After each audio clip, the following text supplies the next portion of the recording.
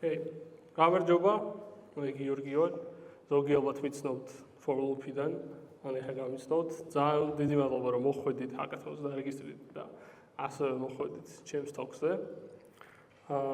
მე software engineer ვარ, ეხლა Light-ში ვმუშაობ, ჩვენი business intelligence tool-ი გვაქვს, რომელზეც ეხლა ვაწყობთ აგენტებს, რომელთაც შეიძლება რომ მონაცემთა ანალიზი და ვიზუალიზაცია გააკეთო.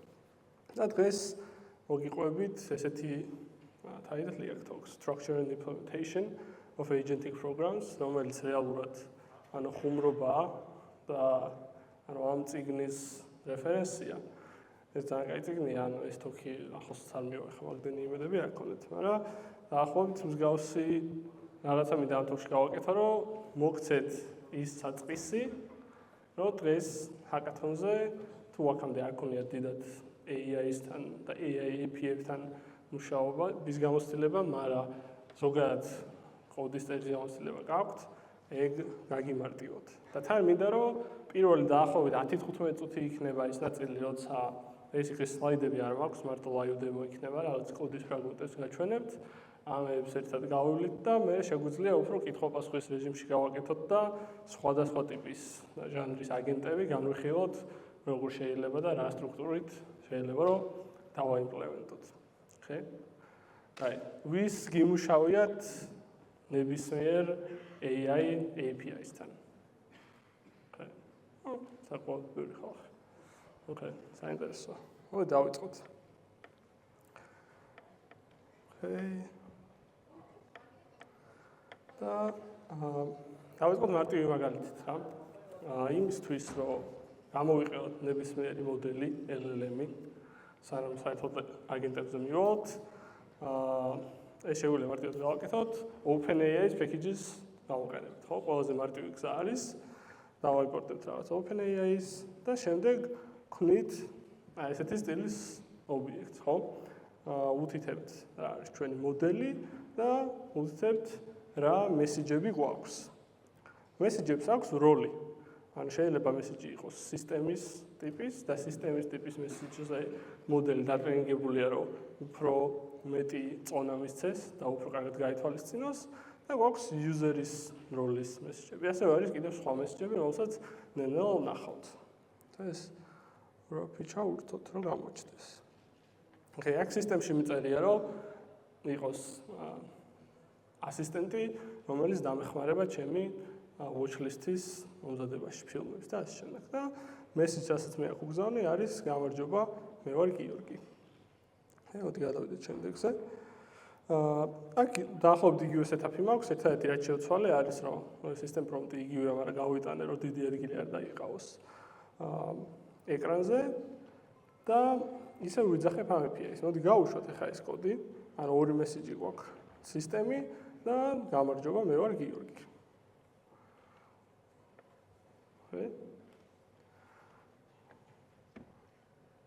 ოკეი. ეს არის რაც გვიპასუხა. გამარჯობა გიორგი, სასიამოვნოა შენი გასწრება. მაგრამ შემდეგ აქ ვუგზავნი კიდევ ერთ მესიჯს, სადაც ვეუბნები, გამარჯობა, რა არის ჩემი სახელი? და როგორც დაინახეთ, პასუხი არის, რომ ბოდიში არ შემიძლია შენი სახელის გაგება. ანუ თქვენი აზრით, რატო ხდება ესე და რა არის, ანუ რა თვისება აქვს LLM-ს, ანუ ვინმეს თუ უნდა ოკეი. და ანუ LLM-ები არის stateless-ი, ყოველ შემთხვევაში API-ები რომელსაც გვაძლევენ, არ ინახავს თავში რაიმე states. ამიტომ ყოველ ჯერზე როცა ვიძახებთ, უნდა ვიცეთ მთელი ისტორია conversation-ის, ხო? თუ ჩვენი chat-ში არის 100 მესიჯი, იმისათვის რომ 101 მესიჯი დავამატოთ, თლიანი ეს უნდა ვიცეთ, რომ სრული კონტექსტი გქონდეს. მაგრამ არის ტექნიკები, როცა შეიძლება რაღაცები გამოვაკლო და ასე შემდეგ. ამიტომ ეს კოდი რო გავფიქსოთ, რეალურად ორი call-ი გვჭირდება, ხო? ჯერ ეს პირველი, როცა გამარჯვებას ვეუბნები და შემდეგ მეორე call-ში აქ უკვე მაქვს ისევ ეგ მესიჯი, შემდეგ ის პასუხი, რაც ამან დაამბრუნა completion-ი და შემდეგ ჩემი კითხვა, რა არის ჩემი სახელი. და თუ უკვე ამ ვარიანტს გავუშვებთ, მაშინ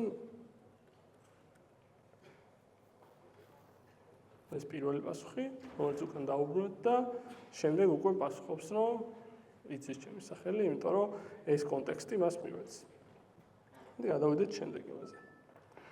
Okay. So, როდესაც პირველი ვერსიები გამოვიდა მოდელების, მარტო შეიძლება რომ ეს ტექსტი დაემთავრებინა, ხო? ანუ ეს მოდელი არის რაღაცა შავი ყუთი, ამ შემთხვევაში ესე ვუდგებით, რომელსაც შეგვიძლია მივცეთ ტექსტი და გვიბრუნებს ტექსტს. სულ ეს არის, ხო? მაგრამ მაშინვე ბევრმა ხალხმა გაიაზრა, რომ მოდი უთხრათ მოდელს, რომ იმის ვეგრეთო ტექსტი დაგვიბრუნოს რაღაც სტრუქტურირებული მონაცემები, მაგალითად JSON ფორმატი. და მე ამ JSON ფორმატს გამოვიყენებ ჩემს პროგრამაში, ხო? მაგალითად ამ შემთხვევაში აი ესე შევცვალე ჩემი system prompt-ი, უბრალოდ დავამატე მეორე system prompt-ი, რომ რამდენიმე შეიძლება გქონდეს და გვეუბნები, რომ მოდელს აქვს თული და ამ შემთხვევაში ეს თული არის search movie, ანუ ძებნა და ამ თულს აქვს გარკვეული ინპუტები, სახელი და წელი. მაგრამ ამ ყველაფერს უწერ თვითონ system prompt-ში და ვეუბნები, რომ ეს ძალიან მნიშვნელოვანია, აუცილებლად ესეთი თული გამოიყენე, ხო? შემდეგ ვიძახებ ეს მესიჯების ისტორია გავიტანე ცალკე ცვალში, რომ მარტივი დასანახი იყოს და შემდეგ გვამატებ კითხვას, რა არის ვინ არის ამ ფილმის რეჟისორი, ხო?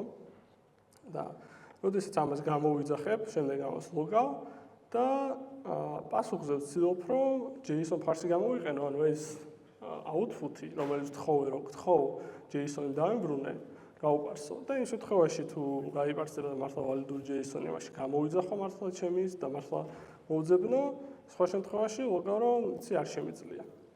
და ახლა გავუშვათ ეს და ახალი მოდელების შედარებით კარგად მიყვებიან ამ ინსტრუქციებს. Okay. So, ეს არის ის პასუხი, რაც დავიბრუნა ამ შემთხვევაში ელმა, ხო? რაღაც კონტენტი, რომელსაც ადრე ტექსტი იყო, ეხლა დავიბრუნა რაღაც JSON. მაგრამ შემდეგ ეს JSON-ი გაიპარსა, იმიტომ რომ ვალიდური JSON-ია და თulis გაეშვა. მაგრამ აქ ხედავთ, რომ არის searching for undefined. იმიტომ რომ რეალურად მე აქ თვითონ system prompt-ში დავუშვი შეცდომა და tool input-ში name-ი დავარქვი. ხოლო როდესაც ვიძახებ ამ ფუნქციას, მაშინ title მივეც, ხო? ანუ რაღაც სტრუქტურა არ არის. ყველაფერი დაფუძნებულია იმაზე, ზემოთ რა ტექსტი მივეცი და მერე ქვემოთ რას ვიძახებ, ხო? და თან აქ ვენდობით LLM-ს, რომ სწორი JSON-ი მოგცეს. საკმარისი რაოდენობით ეს თავიდან გამოვიძახო, რაღაც მომენტში შეიძლება ერთი ბრჭყალი გამოაკლოს და უბრალოდ აღარ მუშაობს, ხო, ჩემი პროგრამა. მაგრამ თავიდან ეს იყო default მიდგომა და მათ შორის კურსორი და ეგეთი დიდი თულები, რაღაც სპეციალური ბიბლიოთეკები ქონდათ, რომელსაც შეეძლო, რომ რაღაც malformatted JSON-ი გაიპარსა. Okay. დღეს უკვე სხვა მიდგომები გვაქვს, ხო? ისე გვაქვს ჩვენი system prompt-ი და კითხვა, რომელსაც ვიყენებთ, მაგრამ უკვე შეგვიძლია შევქმნათ თულის definition-ი, ხო?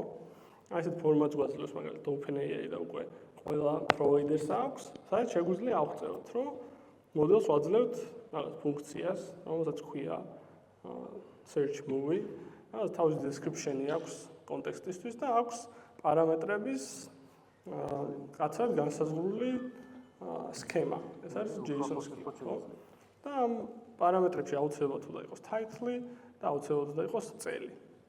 შემდეგ, ანუ ეს თულების მასივი შეგვიძლია გადავცეთ იგივე call-ში, გვაქვს ჩვენი chat history და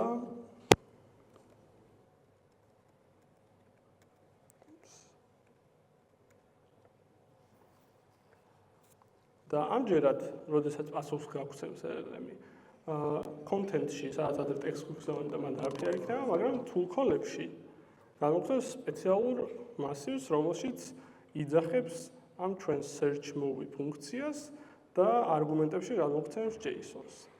და ამ შემთხვევაში თვითონ მოდელები არის დატრენინგებული ისე, რომ წაიკითხოს ჩვენი ის გადავიდეთ.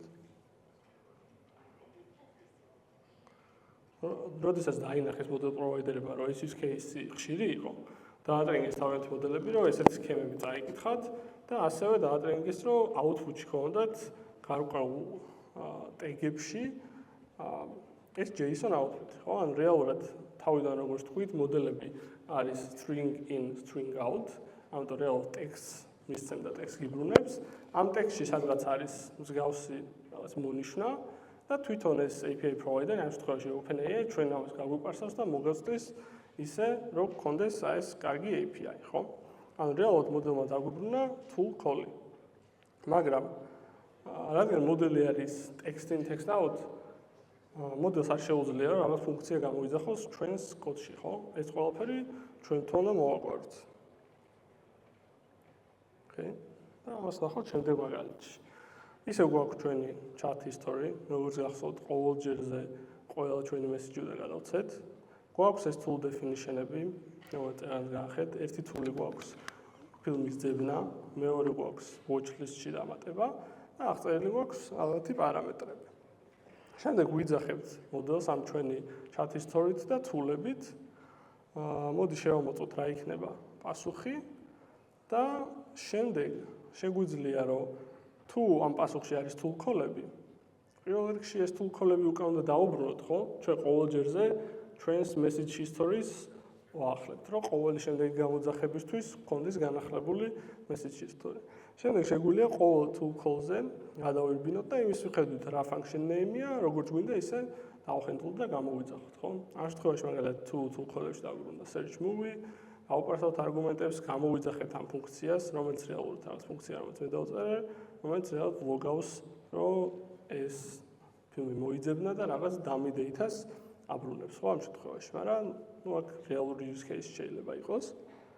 და გვაქვს add to watch list-ი, რომელსაც იგივენაირად execution-ს ვაკეთებთ. და ყოველ execution-ის შემდეგ რაც თავარია, უკან ამ message history-ში ვამატებთ შედეგს, ხო? რატო? იმიტომ რომ როგორც თავიდან ვთქვით, ანუ LLM-ს რეალურად მარტო ტექსტი უნდა ვცეთ, ამიტომ როდესაც გვეტყვის, რომ მოდი ეს tool-ები გამოიძახე, ჩვენ გამოვიძახებთ და შედეგებს ვგზავნით უკან. ხო? მოდი გავუშვათ და ნახოთ რა არის ამის შედეგი.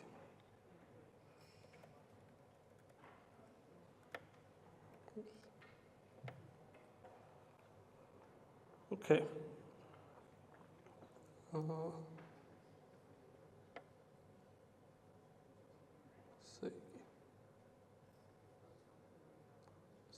გვერდი გამოვაჩინოთ, რომ არტივი იყოს. ეს არის ჩვენი output-ი, ხო? ესე იგი, პირველ რიგში პირველად ვუგავთ რა იყო პირველი, რაც დაგვიბრუნა LLM-მა. პირველად მოგცა აი ეს tool call-ი, ხო? ჩვენ რა ვკითხეთ, შევამოწმოთ, ვინ არის ამ ფილმის რეჟისორი და გთხოვ დაამატე ჩემს watch list-ში. როდესაც ეს message გავგზავნეთ, მან გამოგვიგზავნა tool call-ი, რომ გთხოვ მოძებნე ეს ფილმი თავისი პარამეტრებით, ჩვენ გავუშვით ეს tool-ი და დავამატეთ და დავააპდეითეთ ჩვენი message-ების ისტორია, ხო? ისე გვაქვს ეს system prompt-ი, რომელიც უკვე გქონდა, გვაქვს user-ის message-ი, ის კითხვა, რომელსაც უსვამთ. შემდეგ უკან ვატანთ თავისივე tool call-ებს, როდესაც თვითონ გამოიძახა და ასე ვამატებთ ამ tool-ის შედეგს, რომ ეს გავგზავნოთ უკან. ჯერ ამ კოდში არ გვაქვს ეგ, რომ უკან დავუბრუნოთ, გადავიდეთ შემდეგზე. Okay? აქ ზუსტად იგივე კოდია. უბრალოდ ბოლოში აი ამ history-ით ვიძახებთ. ხო, მოდი გავუშვათ ეს.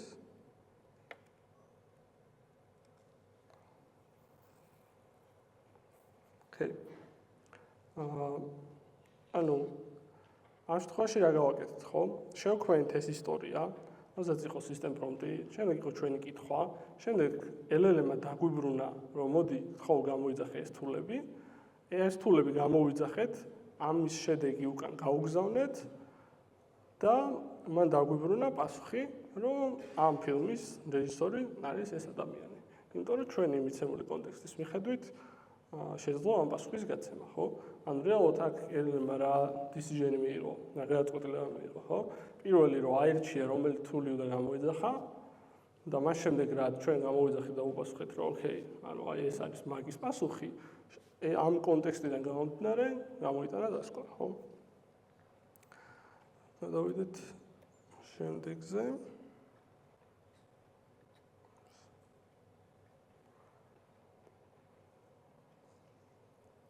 მაგრამ მოდი ახლა ოდნავ შევცვალოთ ჩვენი კითხვა. ვინ არის რეჟისორი და თუ ეს ფილმი არსებობს, მაშინ დაამატეთ ჩემს watch-list-ში, ხო? იმიტომ რომ თეორიულად შეიძლება არ არსებობდეს ეს. და აქ კოდში რაც ვლებად შევიტანე, მას შემდეგ რაც პირველად გამოვიძახებთ ამ კითხვით, თუ თულქოლებს დააბრუნებს, იმის მაგალითად რომ if გქონდეს უკვე აქვს while. ანუ შეიძლება რამდენიმე თული გამოიძახოს, ხო, თეორიულად. და ამ while loop-ში გამოვიძახებთ თულებს ყოველ ჯერზე ჩვენ chat history-ში ვამატებთ ახალ მესიჯებს, როცა საჭიროა. როგორც ადრე, ისევ ამ თულქოლების execution-ს ვაკეთებთ და ბოლოს ასე ჩვევით თავიდან ვიძახებთ აგენტს. მანამ სანამ როგორც while-ის condition-ია, იქნება კიდევ თულქოლები. ხო? მოდი ავუშვათ ეს და კიდე განვიხილოთ.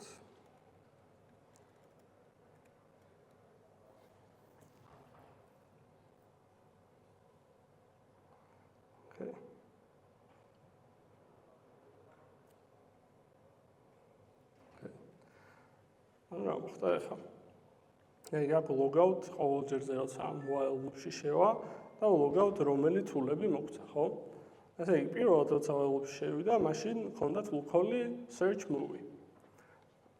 გამოვიძახეთ ეს თული. შემდეგ ამ loop-ის ქვემოთ, რადგან კიდევ არის ქოლები, ხო? თავიდან გამოვიძახეთ ეს LLM. უბრალოდ ჯერ გამოვიძახეთ LLM და რადგან ამ პასუხში კიდევ იყო თულქოლები, თავიდან შევიდა ამ loop-ში. ესე იგი, გადავეცით ისევ system prompt-ი, გადავეცით ჩვენი კითხვა, დაუბრუნეთ უკან თავისი თულქოლები, დაუბრუნეთ თულის პასუხი. ეხლა რადგან იცის უკვე რომ ეს movie არსებობდა, ხო? კითხა რომ ეს movie არსებობს თუ არა, რადგან ჩვენ ვაპასუხეთ რომ okay true, თავისი რაღაც მეტადატათი. შემდეგ გააგრძელა looping-ი და ამჯერად გამოიძახა add to watch list თული. ისევ გამომცა თავისი არგუმენტები. ჩვენ გამოვიძახეთ ეს თული და თავიდან გამოვიძახეთ LLM-ი და ამჯერად loop-ი დასრულდა, იმიტომ რომ მეტი თულქოლები აღარ დაგვიბრუნა და თუ ჩავყვებით ამ მთლიან message history-ის ბოლოში, უკვე დაგვიბრუნა რომ ეს ფილმი არის ეს და უკვე დავამატე watch list-ში, ხო? ანუ ეს loop-ი, როდესაც რეალურად ვიძახებთ და ვიძახებთ ამ ციკლში LLM-ს სანამ არ შეწყვეტს თულქოლების გაკეთებას, ამას ვეძახით უკვე აგენტს. ანუ ბევრი დეფინიცია არსებობს უკვე აგენტების, მაგრამ თუ loop-ში სანამ არ მოიწურება თულქოლები და სანამ agent-ი არ ეტყვის, რომ იცი მეტი თულქოლი აღარ მჭირდება, მეტი ინფორმაცია არ მჭირდება, ჩვენ ვზდით და ვზდით კონტექსტს, ამას შეგვიძლია დავარქვათ უკვე აგენტი. Okay. ну, როგორც ნახეთ, საკმაოდ ბევრი კოდის წერა დამჭირდა რომ გამეკეთებინა და რა თქმა უნდა, ეგ უფრო demos-თვის იყო და ეგ იმისთვის იყო რომ რაღაც ფუნდამენტალურად გავიგოთ აგენტი როგორ მუშაობს და დღეს მაგალითად მაგის წერა არ მოგიწევთ, ხო? ეხლა თუ ამის მერე გინდათ რომ წახვიდეთ და რაღაცა აგენტიან AI შექმნათ, მაგ კოდის დაწერა არ უნდა მოგიწიოთ. უბრალოდ უნდა გესმოდეთ რომ თულქოლები ესე მუშაობს, რეალურად agent-ი რასაც აკეთებს არის რომ ირჩევს რომელი თული გამოიძახოს და თქვენ ხართ პასუხისმგებელი რომ ეს თული გამოიძახოთ და მერე უკან დაუბრუნოთ პასუხი იმისთვის რომ მისი კონტექსტი გაიზარდოს, ხო? ეხლა ნახოთ ცოტა უფრო რეალისტური მაგალითი, ხო? მაგალითად არსებობს ესეთი ბიბლიოთეკა AI SDK, რომელიც მეშვეობითაც აი ამ კოდით შეგიძლიათ რომ გადასცეთ chat history მოდელი და ეს დაგიბრუნეთ პასუხს, ან პირდაპირ დააგენეროთ რაღაც ობიექტი რა. თუ გახსოვთ აი ადრე რომ გადავცემდით ამ რაღაც did JSON schema-ს, ამის მაგივრად შეგიძლიათ გამოიყენოთ Zodis ბიბლიოთეკა, რომელთაც აღწერთ თქვენს სქემას, ხო? აი მაგალითად აქ ჩემი კითხვა არის რომ ხო მითხარი 3 ქარაქტერი Goodfellas-იდან, ფილმიდან და გადავწერ აგეთ სქემას, რომ მე მინდა ქარაქტერების array და ამ array-ში შეგინთ არის ობიექტი, რომელსაც აქვს name და catchphrase. მოდით გავუშვათ ესეც.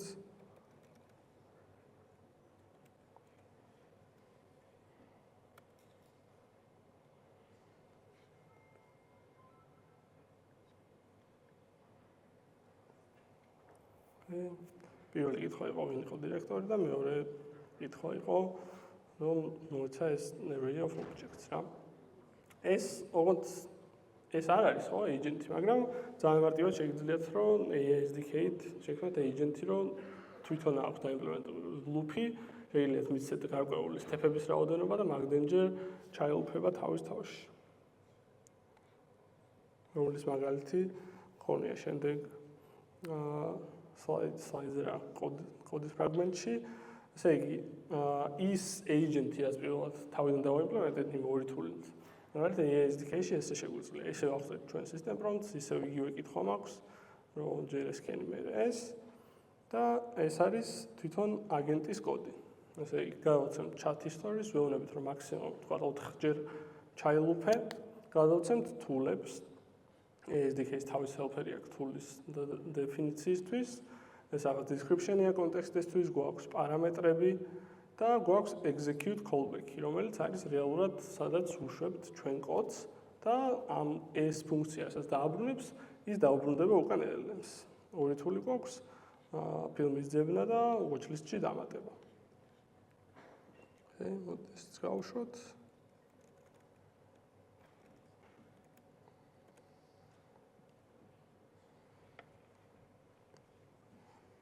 როგორც მაშინ ჩაილუფა, ჯერ მოძებნა ფილმი, შემდეგ დაამატა watch-list-ში და გაგვსა პასუხი და ASDK-დან შეგვიძლია ვნახოთ თულ-ქოლები, რომლებიც ზუსტად იგივენაირად გამოიყურება, როგორც მანამდე. მაგრამ ეს ASDK-ც არ არის, ანუ ესეთი ყველაზე მაღალი დონის აბსტრაქცია. ეს შეგიძლიათ გამოიყენოთ შედარებით პატარა use case-ებისთვის, მაგრამ თუ გინდათ, რომ კიდევ უფრო მარტივად შეგეძლოთ agent-ების შექმნა, შეგიძლიათ გამოიყენოთ Mastras ბიბლიოთეკა, რომელიც გარდა იმისა, რომ ესეთ კარგი API-ს გაძლევთ agent-ების შესაქმნელად, სადაც შეგიძლიათ თულები და ყველაფერი გადასცეთ, ასევე მოგცემთ playgrounds. შევა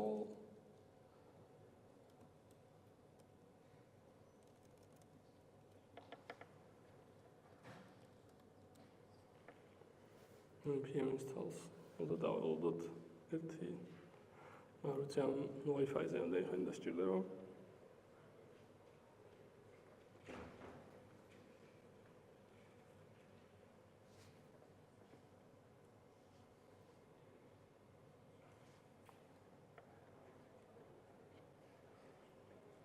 და ანუ ეს agent-ი, რომელიც მანამდე გქონდა უბრალოდ კოდში, მე დავწერთ თულებს და რაღაცებს, ძალიან მარტივად Mastras-ში რამდენიმე basically ამდენი ხაზი კოდით შეგვიძლია გქონდეს playground-ი, სადაც მივწერთ, რომ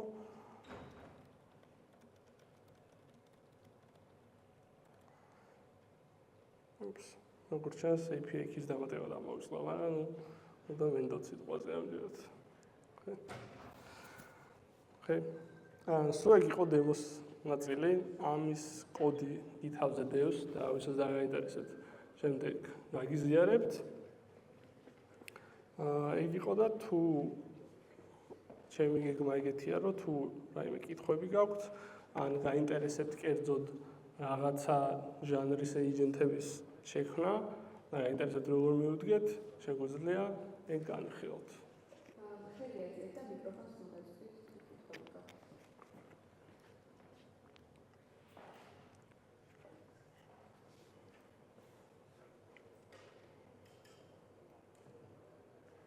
გამარჯობა, ძალიან საინტერესო ტოპიკი იყო, მადლობა. ორი შეკითხვა მექნება. პირველი შეკითხვა იქნება დაკავშირებული system content validation-ასთან. რა ეტაპზე ვართ ახლა და რა თქმით არსებობს ამისთვის და მეორე შეკითხვა მაქვს თვითონ რა მდგომარეობაა სტანდარტიზაციის კუთხით.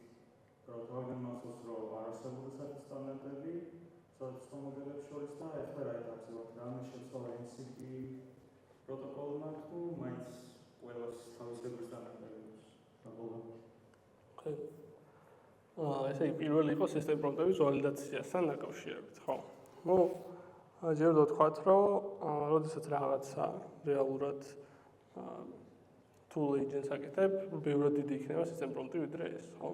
სისტემ პრომპტი არის ფაქტიურად რაღაც ალგორითმი, რომელსაც ადლევ agents რო აი ესე მოიქეც და თვითონ მოდელ პროვაიდერები benchmark-ებს აქვეყნებენ, რამდენად მიყვება ეს თუ ის მოდელი ინსტრუქციებს ზოგადად.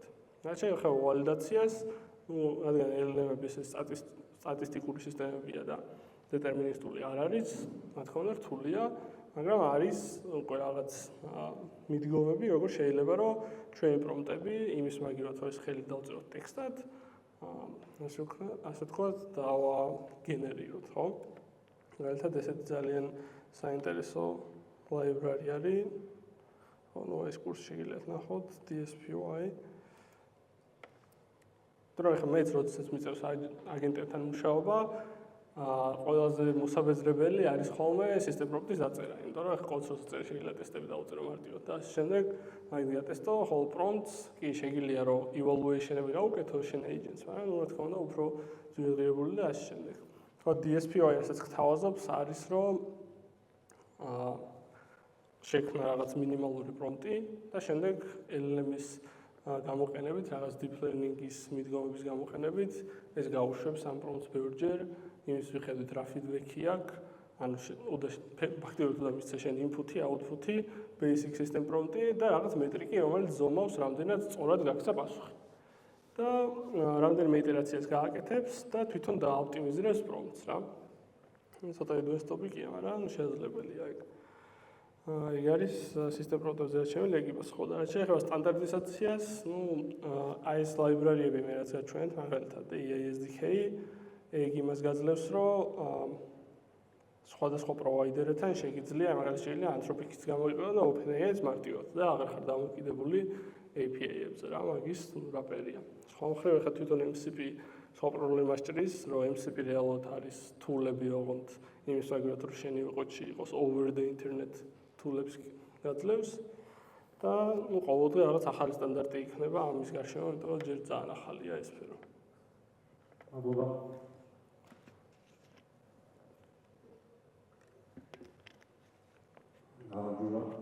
Image generation interests. What's next is area.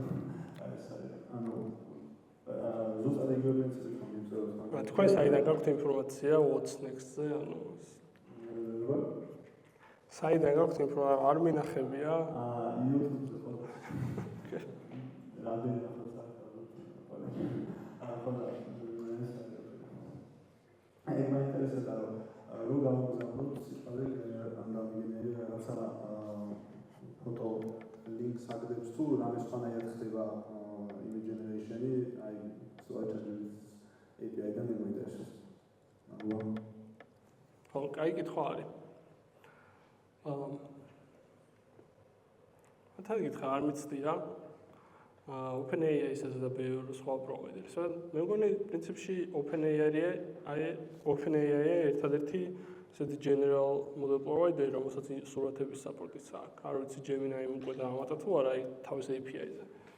მაგრამ თავისუფლად შეიძლება რომ ფაილად გიგზავნდეს, მაგრამ base 64 encoded image-ით შეუძლია გამოგიგზავნოს სურათად. მაგრამ ისე ზოგადად LLM-ები და ის მოდელები, რომლებიც სურათებს აგენერირებენ, ასე განსხვავებული არქიტექტურის არის და ხშირად გაყოფილი არის ხოლმე.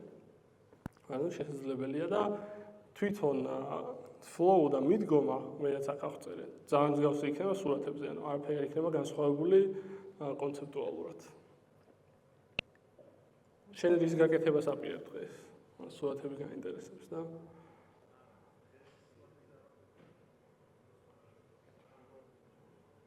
არ ვაპირებ სურათებს და ხე? კიდევ თუ გაქვთ კითხვები?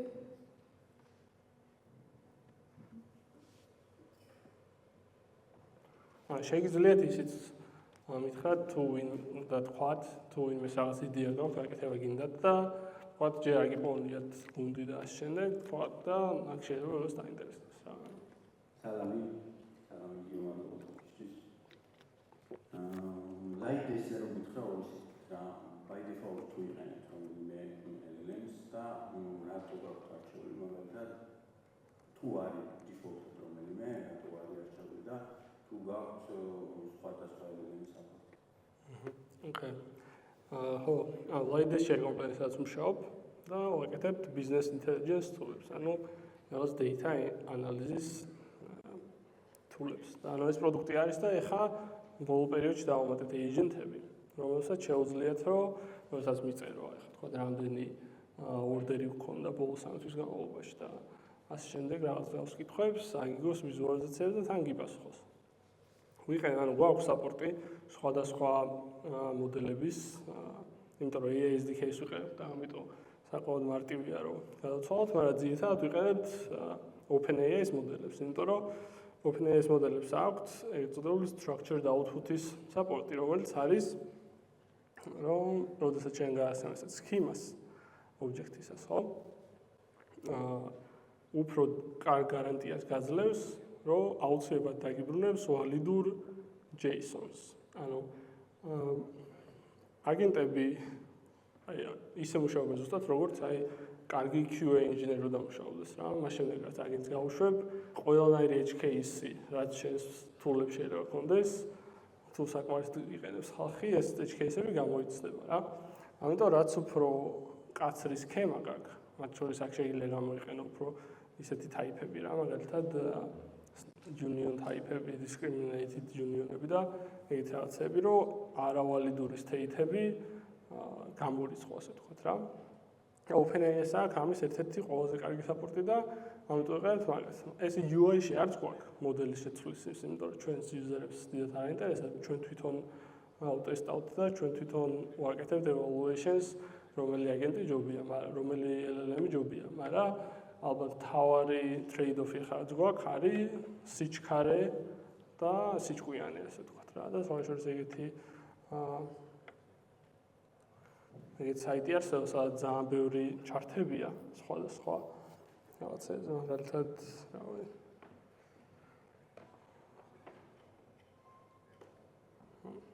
შეგიძლია ნახო უკეთ რომელი უფრო ჭკვიანია, რომელი უფრო ჩქარია შემდეგ და ანუ იმ sweet spot-ის მოძებნა რომ საკმარისად ჭკვიანი იყოს და თან საკმარისად ჩქარი იყოს, რომ მომხმარებელს არ მოუწიოს დიდი ხანი ლოდინი, არის ახლა ალბათ ერთ-ერთი თავარი სირთულე რაც გვაქვს. ახლა მაგალითად აქ არის Y-ზე არის სიჭკვიანი, ასე ვთქვათ და X-ზე არის რამდენად ძვირია რა. მწვანეში კიდე რომ იყო. ეს საიტი მაგრამ ახლა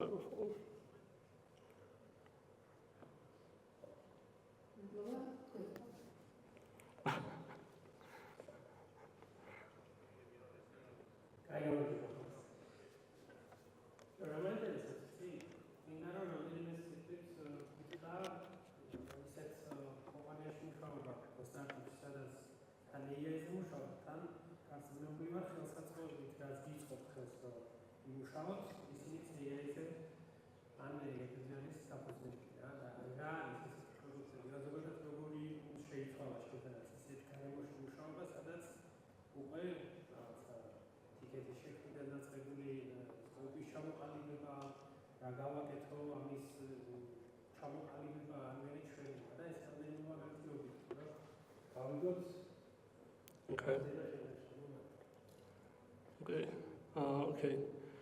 ეხლა სხვა შეიძლება ბოლო პერიოდში ეგეთი tools ტესტავ, რომელიც ან ჩვენი ეს ინფრასტრუქტურა cloud-ში არის დადეპლოებული და ბევრი customer-ი ყავს, customer-ების თავისი ინსტანსები აქვს და ასე შემდეგ, ყველას თავისი ლოგები აქვს, სხვა მეტრიკები ასე შემდეგ და თქვათ რაღაცა ინციდენტი რო ხდება, ძალიან ბევრი ლოგებში ძებნა და რაღაცა გიწევს ზოგჯერ, რომ იპოვოთ თქვათ რა მოხდა.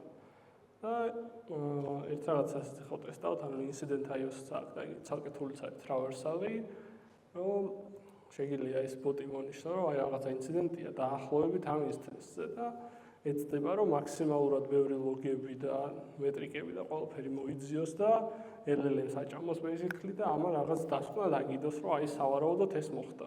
ну ცოტა advanced switch-ერებიც აქვს, მაგალითად, რომ იმენა კომიტი მოძებნოს სად გაიბაგა ის და ეგეთი თვითონ არ გაგიფიქსოს, მაგრამ აი ეგ თული ძალიან მომწონს. ისე ზოგადად, ხო, ანუ თვითონ ინჟინერინგის კულტურაშიც ძალიან შევიცვალეთ, ანუ ახლა თითქმის ყველა, ანუ ყოველ შემთხვევაში ჩემი კოდის უდიდესი ნაწილი უკვე generated არის.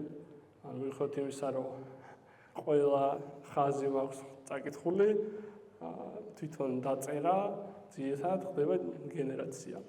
და ასევე მიდგომები, რომ მაგალითად ახლა ბევრად მარტივია, რომ RFC შეხნა, ხო, request for comments, რომ სანამ რამე features დაიწყებ, ჯერ ის, რომ რაღაცა features რო გაინტერესებს და გინდა რომ ამაში დაინვესტოთ, რომ ადრე თუ პროტოტიპისთვის დაგჭირდებოდა 2 კვირა, მაგალითად ახლა შემიძლია რომ ერთ დღეში უკვე რაღაცა ისეთ გავაკეთო, რომელიც ვიღაც stakeholders-ის ინტერესს მიიქცევს და ჩვენო და ადრევე გავუკეთო ვალიდაცია რა, ჩემს იდეებს.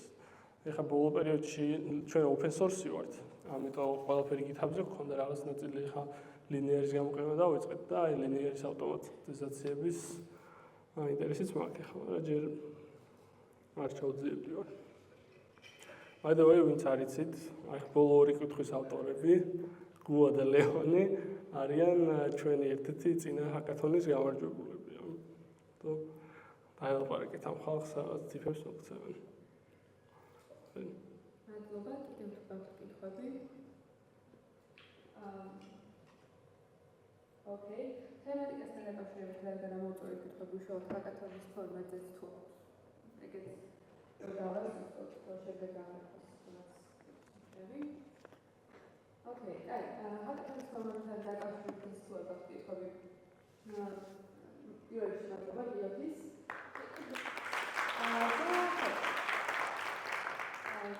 დამწყების დიდი რაოდენობიდან გამომდინარე, ბიბლიოთეკის სივრცეების უკვე შეისო და თუ სამუშაო დამატებით სამუშაო სივრცეები დასჭირდებათ, WhatsApp-ის ჩანელშიც მოწერილია ეს ინფორმაცია, მაგრამ 77 401 და 412 შეგვიძლია გამოიყენოთ სამუშაოდ და ხო, იდეაში ამ ინფორმაციასაც რაც გავაზიარეთ შეხვედრაზე და პლუს GitLab-ის ლინკსაც გაგიზიარებთ ასევე ჩანელში ყოველი შემთხვევისთვის. მადლობა და თუ მეტი კითხვები აღარ გაქვთ, წარმატებულ სამუშაო პროცესს გისურვებთ. და ნებისმიერ დროს მსგავს თემებზე შეგიძლიათ ჰაკათონის დროსაც მოხვიდეთ და მკითხოთ, ძალიან გამიხარდება.